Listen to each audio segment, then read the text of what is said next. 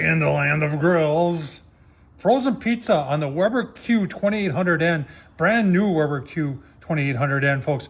Got a stone in there. I'll give you the measurements of it because you're going to wonder what size stone I got in there. And this is probably about the biggest one that fits in there. But have you ever tried this Screaming Sicilian? This stuff is pretty good. And this will be my first time trying frozen pizza. And a lot of people are asking, can you do frozen pizza on one of these? You don't need no fancy attachments. I'm just putting a stone on there. Going to try some frozen pizza. Give you a look-see. Oh, let's get it started. All right, I'll leave the link down below to the review I did on this. Really a nice gas grill. I got one issue, and that's these puppies right here.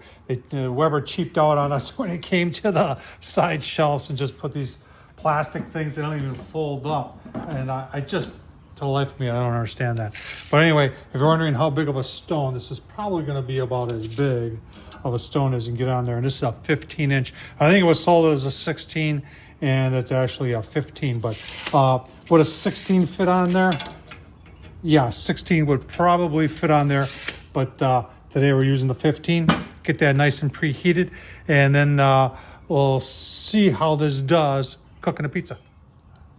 All right, it's only been about 10 minutes. Now, one of the big differences on this Q is that there's two burners.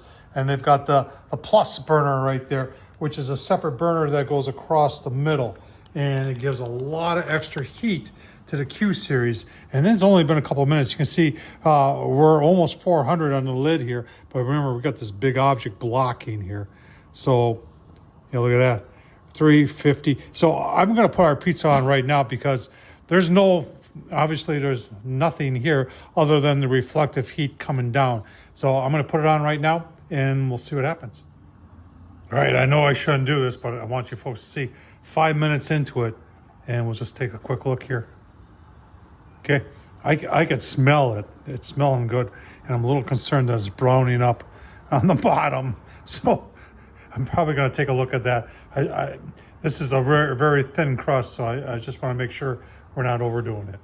All right, the key here is not to get the grill too hot. So you can see I turned the grill down, and now we're catching up on the top.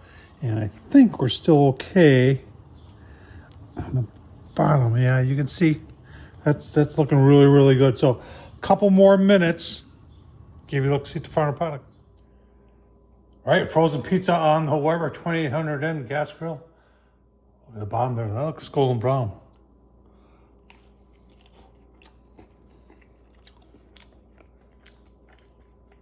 Oh, yeah.